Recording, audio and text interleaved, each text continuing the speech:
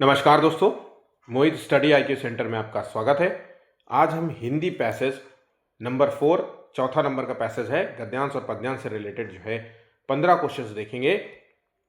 ये क्वेश्चंस जो होते हैं गद्यांश और पद्यांश जो है आपके हिंदी पेडागोजी के सेक्शन में आपसे पूछे जाते हैं। एक गद्यांश और एक पद्यांश होता है जो कि 15 नंबर का होता है और ये बहुत ही आसान होता है। 15 में 15 नंबर जो है आपके कवर करने जो है लायक होते हैं।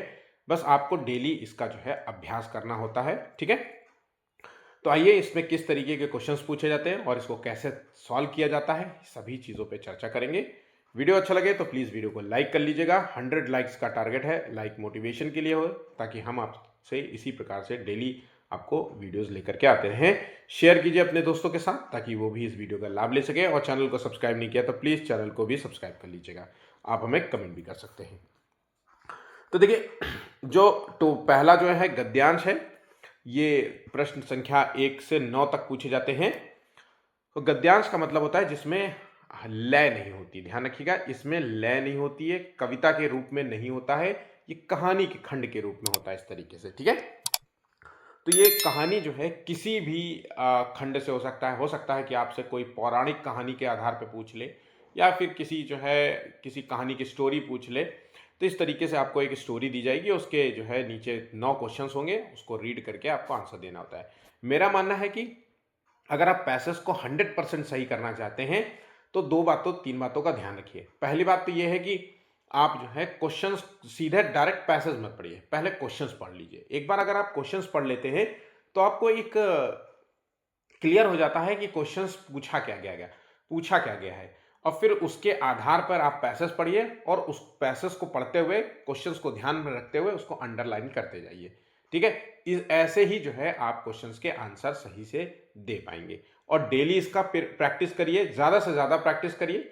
तीसरी बात यह भी है कि यहाँ पे आपको पैसेज के साथ साथ जो है आपको व्याकरण भी पूछा जाता है, जैसे तद्भव तत्सम पूछ लेंगे, विलोम शब्द पूछ लेंगे, या फिर समास संधि पूछ लेंगे। तो इसका भी आपको अभ्यास करते हुए चलना है। तो आइए इसको जो है गद्यांश को पढ़ते हैं और एक एक करके जो है आंसर देने का प्रयास करेंगे। यह नहीं भूलना चाहिए कि हमारा जो व्यवहार होता है उसी के अनुसार फल भी मिलता है। तो हमारे अपने व्यवहार, जिस तरीके का हम नेचर लोगों के साथ अपनाते हैं, उसी के अनुसार हमें फल भी मिलता है। जो समाज और संवेदना की नीति मूलक स्थापनाओं को अपने व्यवहार का हिस्सा बनाता है, वही शांति पाने का हकदार होता है। जैसे महावीर, बुद्ध, क्राइस्ट, नानक और गांधी अगर हमारे जीवन पर विराजमान है तो इसमें उनकी जो है सदाशयता, निरहंकार और व्यवहार का सबसे बड़ा योगदान है। वे जिए समस्त प्राणियों, प्रकृति और सृष्टि के लिए जिए थे। उनके मन में किसी के लिए भी रत्ती भर भेदभाव नहीं था। ये बात याद रखिएगा, ठीक है। नेक्स्ट, अहंकार को किससे हटाया जा सकता है? तो अहंकार को विवेक से हटाया जा सकता है। गांधी जी ने गुलामी से आजादी, मनुष्यता की सेवा और विवेक से मृत्यता को अपना लक्ष्य बनाया। सबके प्रति समान दृष्टि का भाव और व्यवहार था कि गांधी विश्व नेता बने। गीता में कहा गया है कि जो समस्त प्राणियों के हित में सदा संलग्न रहता है वही व्यक्ति सबका मित्र होता है। महावीर सत्य की साक्षात अनुभूति में मैत्री की अनिवार्यता की घोषणा करते हैं। यह अनुभूत सत्य है कि जो अपना मित्र होगा वो हर किसी का मित्र होगा। आप भी इसे आजमा कर देखें, महसूस होने लगेगा कि जिस शांति के लिए भटक रहे हैं वो कहीं बाहर नहीं, आपके अंदर ही है। अब देखते हैं इससे रिलेटेड क्वेश्चंस। अब यहां पे देखिए 3 शब्द दिए गए हैं, वो भिन्न कौन सा शब्द है इसके बारे में। तो कौन सा शब्द भिन्न है? तो ये एक सीधा सीधा क्वेश्चन व्याकरण के संबंध में। तो यहां पे देखिए एक शब्द जो है वो है संज्ञा, जिसे कहते हैं मित्र।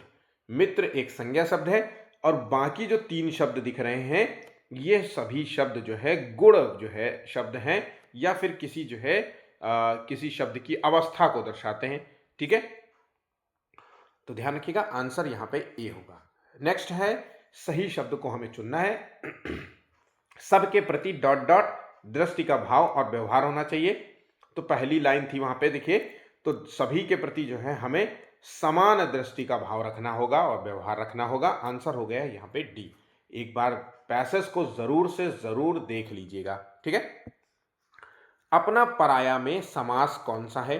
तो देखिए, अपना और पराया में जो समास है, ये व्याकरण का क्वेश्चन है। आप सभी को पता होना चाहिए कि समास जो है 6 प्रकार के होते हैं। अव्ययी भाव समास, द्वंद्व समास, बहुव्रीहि समास, तत्पुरुष समास और द्विगु समास, कर्मधारय समास, ये टोटल 6 हैं। तो अपना पराया जो है ये एक द्वंद्व समास है। क्या है? ये द्वंद्व समास है। अब द्वंद्व समास क्या होता है? जहां पर दोनों पद होते हैं, यहां पे अपना और पराया ये दोनों ही पद प्रधान होते हैं, ठीक है, और एक दूसरे के विलोम या पूरक होते हैं। जैसे दाल रोटी, दिन रात, माता पिता, है ना, धर्म अधर्म, इस तरीके के अगर शब्द आपको दिखे तो समझ लीजिएगा क्या ये द्वंद्व समास है, ठीक है। नेक्स्ट क्वेश्चन है, हमें किसके अनुसार फल मिलता है? तो अगर हम फल की बात करें तो बुद्धि, वंश और समाज की बात तो नहीं की गई थी। हमें जो है व्यवहार के अनुसार, व्यक्ति के व्यवहार के अनुसार फल मिलता है। नेक्स्ट है, शांति को कहां पाया जा सकता है? तो अगर हम शांति को पाने की बात करें तो हम स्वयं के अंदर जो है शांति को पा सकते हैं, ना कि समाज में, धर्म में और परिवार में, ठीक है।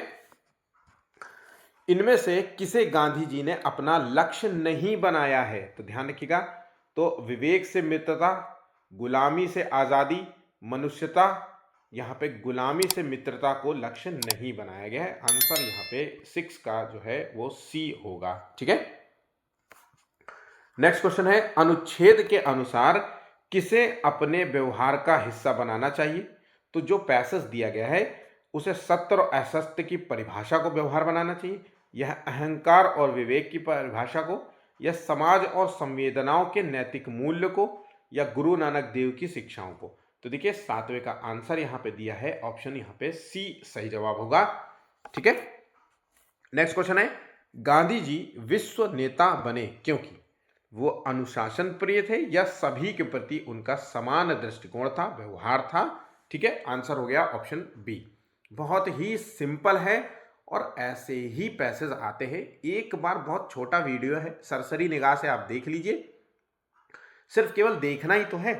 आपको देखते देखते आपके जो है क्वेश्चंस को समझने की और लगाने की क्षमता जो है ऑटोमेटिकली बढ़ जाएगी। महावीर, बुद्ध, क्राइस्ट, नानक और गांधी जी में क्या समानता थी? तो देखिए इन्होंने सभी ने जो है मानव कल्याण के लिए काम किया था। आंसर हो गया ऑप्शन बी, ठीक है। तो इस तरीके से हमारा जो गद्यांश है वो यहाँ पे खत्म हो जाता है। अब अगला पैसेज आता है वो है पद्यांश का, और इसके संबंध में क्वेश्चंस को देखेंगे। पद्यांश का मतलब होता है इसमें गीत होता है, ये गीत होता है, इसमें लय होती है, इसमें कविता होती है, तो ये इन रूपों में होती है, इसलिए इसे पद्यांश कहते हैं, ठीक है।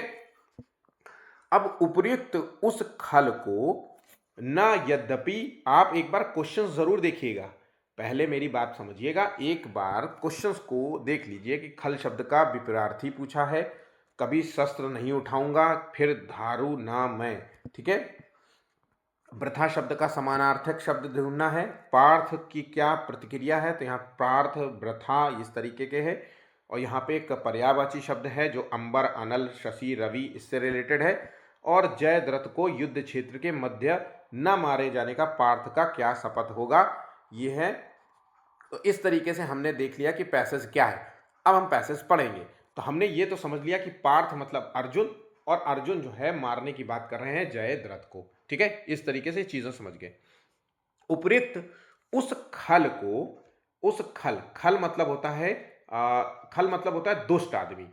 तो उपयुक्त उस खल को न, यद्यपि मृत्यु का भी दंड है, परंतु मृत्यु से बढ़कर न जग में कोई और दंड है, न कोई प्रचंड है। मतलब मृत्यु से बढ़कर के कोई दंड नहीं है, ठीक है। अतएव कल उस नीच को, मतलब उस खल को रण मध्य में जो मारू ना मैं, अगर अर्जुन कह रहे हैं कि अगर मैं उस नीच व्यक्ति को रण के मध्य में मार नहीं सका तो सत्य कहता हूं कभी शस्त्र फिर धारण नहीं करूंगा, या शस्त्रास्त्र फिर धारू ना मैं, मतलब फिर दोबारा शस्त्र नहीं उठाऊंगा। तो अर्जुन जो है एक तरीके के जो है प्रतिज्ञा ले रहे हैं, युद्ध धर्म के प्रति निष्ठा को जो है दर्शाता है उनका जो है, ठीक है। नेक्स्ट, अथवा अधिक कहना वृथा है, अधिक अधिक कहना वृथा है, और पार्थ का प्रण है यही, साक्षी रहे सुन ये वचन। तो ये जो अर्जुन ने ये अपना प्रण लिया है और सभी लोग इसके गवाह हैं। कौन कौन? रवि, शशि, मतलब रवि, रवि मतलब सूर्य, शशि मतलब चंद्रमा, अनल मतलब अग्नि, अंबर मतलब आकाश, और मही मतलब पृथ्वी। ये जो है ये सब इसके जो है गवाह है, इन्होंने ये सुना है।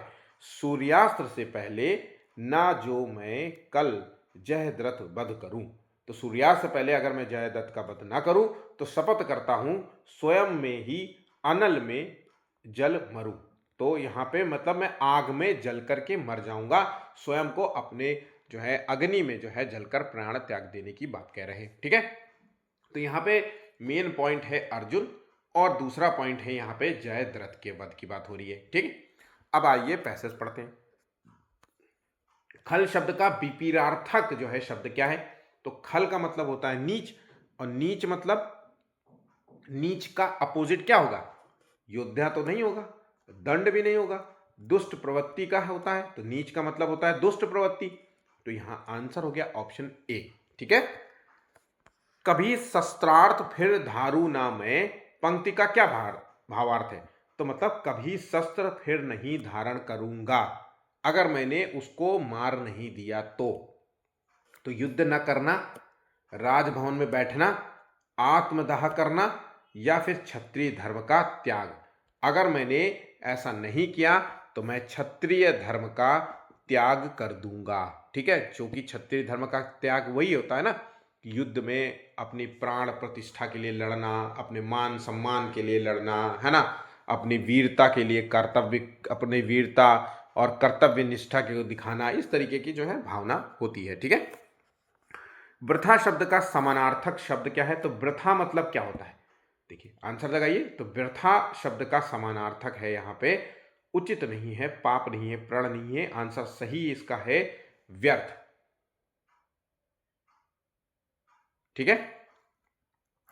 नेक्स्ट क्वेश्चन, पार्थ की क्या प्रतिज्ञा है? तो पार्थ की दुष्ट को मारने की प्रतिज्ञा है, या जयद्रथ वध करने की प्रतिज्ञा है, या अस्त्र शस्त्र धारण करने की प्रतिज्ञा है, या आग में जलकर मरने की प्रतिज्ञा है?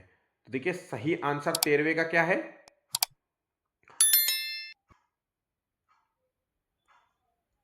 इसका सही आंसर देखिए, तो इसकी जो प्रतिज्ञा है वो है जयद्रथ को मारने की। आंसर हो गया ऑप्शन बी, ठीक है।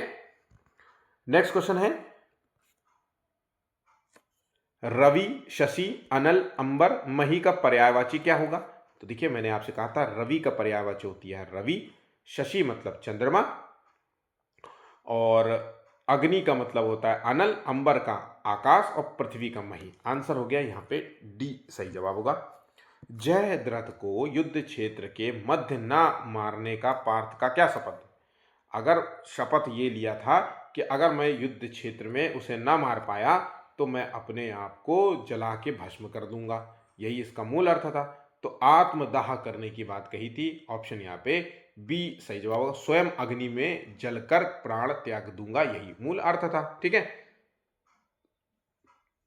तो ऑप्शन यहाँ पे बी सही जवाब होगा। तो आप लोग कमेंट कीजिएगा कि कितने लोगों को 15 में से कितने लोगों ने क्वेश्चंस को सही गेस किया और सही आंसर लगा पाए, ठीक है। आ जाते हैं क्वेश्चंस की ओर। भाषा अर्जन के संबंध में कौन सा कथन उचित नहीं है? तो भाषा अर्जन क्या होता है? भाषा अर्जन एक स्वाभाविक प्रक्रिया है ना। जो आप जिस माहौल और परिवार में रहते हैं, वातावरण में रहते हैं, वहां पे आप स्वतः इसको सीख जाते हैं। तो इसको भाषा अर्जन को हम मातृभाषा से जोड़ सकते हैं। तो यहाँ पे भाषा अर्जन में जो उचित नहीं है ये स्वाभाविक क्षमता है। भाषा अर्जन को सहज बनाने में जो आसपास का जो माहौल होता है वो इम्पोर्टेंट है। बिना विद्यालय के भाषा अर्जन सीखा जा सकता है। यहाँ पे जो गलत आंसर है वो है भाषा अर्जन में नियम सिखाए जाते हैं, जबकि भाषा अर्जन में नियम नहीं सिखाए जाते, नियम जो है भाषा अधिगम में सिखाया जाता है। ठीक है, तो ये यहाँ पे ऑप्शन गलत होगा। ठीक है, व्याकरण शिक्षण की अपेक्षाकृत बेहतर विधि है। ये बहुत क्वेश्चन पूछा जाता है, और अगर आप अभी भी इसको क्वेश्चन को गलत कर रहे हैं तो बहुत बड़ा आपसे ब्लंडर हो जाएगा। देखिए, व्याकरण शिक्षण की अगर हम बात करें तो आगमन विधि सबसे बेहतर होगी, और आगमन विधि जहां पे हम बच्चों को पहले उदाहरण बताते हैं और फिर जो है उससे रिलेटेड नियम बताते हैं। तो उदाहरण से नियम की ओर, या उदाहरण से परिभाषा की ओर, या फिर उदाहरण से सूत्र की ओर, है ना, ये कुछ भी आप जोड़ सकते हैं यहाँ पे। ठीक है, भाषा संबंधी मूल्यांकन में हम किस तरीके का मूल्यांकन करते हैं? तो भाषा के संबंध में अगर हम मूल्यांकन करना चाहते हैं तो मूल्यांकन का प्रयोग, भाषा का प्रयोग कैसा कर रहा है बच्चा, इसका मूल्यांकन होगा। तो बच्चों की भाषा प्रयोग संबंधी क्षमता का मूल्यांकन करना चाहिए। आंसर हो गया ऑप्शन बी। बहुभाषिता क्या है? तो बहुभाषिता को हम किस रूप में देखेंगे? तो भाषा नीति बनाने में बहुत बड़ी बाधा है, या फिर बच्चे की अस्मिता का निर्माण करती है, या फिर भाषा की कक्षा में अनेक प्रकार की समस्याएं उत्पन्न करती है, या एक जटिल चुनौती है और समस्या जिसका समाधान संभव नहीं है। तो ये तो सारे पॉइंट्स यहाँ पे गलत हो जाता है। आंसर जो निकलता है वो है ऑप्शन बी, यहाँ पे राइट होगा। कविता जो कहानियों पर चर्चा करने एवं प्रश्न पूछने का उद्देश्य है। तो कहानियां, जब हम क्लासरूम में कहानियों पे चर्चा करते हैं, कविताओं पे चर्चा करते हैं और उससे रिलेटेड प्रश्न पूछते हैं, तो बच्चे इसका क्या भाव होगा? तो देखिए, ये अगर हम ऐसा करते हैं तो बच्चे के अंदर एक तो जो आंसर देने की जो जिज्ञासा होगी वो बढ़ेगी। भाई वो क्वेश्चन को बहुत ध्यान से सुनेगा। हमने अगर पहले ही कह दिया कि कहानी सुनाऊंगा और कहानी के बाद क्वेश्चन पूछूंगा, सही से सुनना, तो बच्चा जिज्ञासा रूप में उससे जुड़ा रहेगा। ठीक है, तो ये जो आंसर यहाँ पे दिया जाएगा, इसका आकलन का काम करता है, रोचकता को जोश लाता है, या अध्यापक के काम को सरल बनाता है। जबकि ये जो होता है कहानी और कविता और कहानियों पर चर्चा करना और प्रश्न पूछना का मूल जो उद्देश्य होता है वो बच्चे के भाषा सीखने के संदर्भ में हम बताएं तो भाषा सीखने की प्रक्रिया में स्वाभाविकता लाना होता है। आंसर हो गया ऑप्शन ए।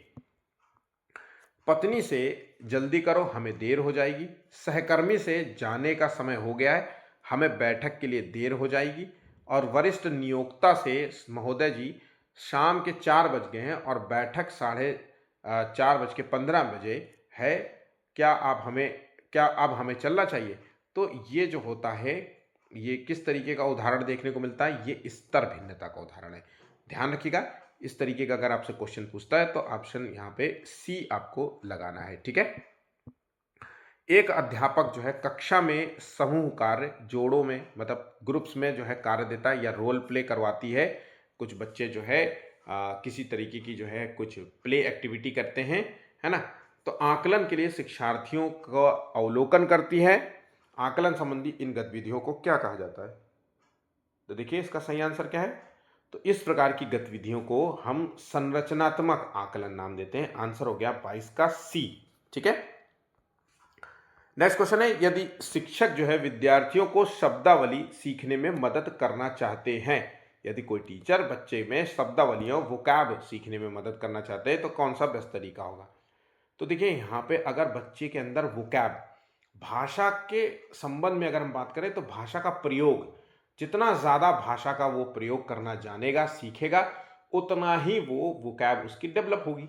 ठीक है, तो यहाँ पे सबसे सही तरीका है ऑप्शन ए, कहानी और चित्रों का प्रयोग। आप बच्चों को कहानी सुनाइए, फिर उसके बाद बच्चों से कहिए कि तुम बेटा अब इस कहानी को सुनाओ। अब बच्चा अपनी भाषा में उसी कहानी को सुना रहा है, जैसे आप ट्राई करिए। और अगर आपका बच्चा 4 साल का, 5 साल का है तो अक्सर उसको रात में शाम के समय बैठ करके उसके साथ बात करिए और कहानी बात, जैसे एक प्यासा कौवा था और बड़ा प्यास लगी थी उसे, गर्मियों का वक्त था, वो उड़ रहा था जंगल में और वो बहुत प्यास से तड़प रहा था। ऐसे बातें बताइए बच्चे के, और वो तड़प रहा था, तड़पते तड़पते काँव काँव काँव काँव करते करते करते करते उसने एक कौवा देखा, उसने एक कुआं देखा, देखा कुआं में तो पानी नहीं है। फिर उस कुआं के बगल में रखा एक घड़ा था, उसमें देखा उसने पानी है। पर वो पानी उसको पीने का प्रयास कर रहा था। इस तरीके से उसको कहानी बताइए, है ना, और फिर उससे पूछिए कि अब बताओ बेटा मुझे, अब फिर उसके बाद 1 घंटे के बाद या 15 मिनट के बाद, 20 मिनट बाद कहो मुझे ना कौवा वाली कहानी सुनाओ ना। तो बच्चा जब सुनाएगा ना तो उससे भाषा क्षमता उसकी बढ़ेगी, शब्दावलियां सीखने में उसको मदद करेगी। आंसर हो गया ऑप्शन ए। ठीक है। हिंदी भाषा शिक्षक का यह प्रयास होना चाहिए कि वे बच्चों को शिक्षाप्रद बाल साहित्य पढ़ने के भरपूर अवसर दें, या फिर बच्चों की भाषा संबंधी सहज रचना शक्ति को बढ़ने का अवसर दें, या फिर बच्चों की मातृभाषा के स्थान पर जो है हिंदी भाषा हटा दो तुरंत। आंसर हो गया ऑप्शन यहाँ पे बी। देखिए, टीचर का जो मूल लक्ष्य होना चाहिए वो भाषा के संबंध में अगर बात कहें तो भाषा के संबंध में उसका सहज जो है रचना शक्ति को बढ़ भाई, अरे भाई भाषा का प्रयोग की बात हो रही है, बस सिंपल सी, और भाषा का प्रयोग करना सीखे, इसका मूल लक्ष्य है। हिंदी भाषा की कक्षा में मोना लिखते समय कठिनाई का अनुभव करती है। समस्या जो है किससे संबंधित है? तो यहाँ पे लेखन विकार है। बच्चा जो है लिखने में दिक्कत कर रहा है, मतलब सही शब्द नहीं लिखता, बी की जगह डी लिख देता है, डी की जगह बी लिख देता है, डब्ल्यू की जगह एम लिख देता है ना। इस तरीके की चीज़ें हो रही हैं और उसकी जो है जो लिखावट है वो बहुत ही गंदी है। तो यहाँ पे हम कह सकते हैं इसको डिस्ग्राफिया है। आंसर हो गया ऑप्शन बी। थोड़ा समय के बाद जो है ये लक्षण जो है, ये विकार जो है ये दूर हो जाएगा कुछ समय के बाद जो है अपने आप, जैसे ही बच्चे के अंदर थोड़ी सी वो मैच्योरिटी आएगी, नॉलेज आएगा, विकास होगा संज्ञानात्मक, और शारीरिक जो है ग्रॉस मोटर स्किल्स और फाइन मोटर स्किल्स जब बेहतर होगी तो लिखावट भी अच्छी हो जाएगी और इस तरीके से। ठीक है, तो यहाँ पे आंसर हो गया ऑप्शन बी। तो यहाँ पे कुछ जो है हिंदी का पेपर इस तरीके से आपको एग्जाम में देखने को मिलेगा। सारे के सारे जो है क्वेश्चंस इंपॉर्टेंट हैं, मोस्ट रिपीटेड क्वेश्चंस हैं, और मैं यकीनन आपसे कह रहा हूँ कि इसी तरीके के क्वेश्चंस आपको एग्जाम में देखने को मिलेंगे। तो वीडियो अच्छा लगे तो प्लीज़ वीडियो को लाइक ज़रूर करिएगा, शेयर कीजिए, और चैनल को सब्सक्राइब नहीं किया तो प्लीज़ झट से चैनल को भी सब्सक्राइब कर लीजिएगा। धन्यवाद।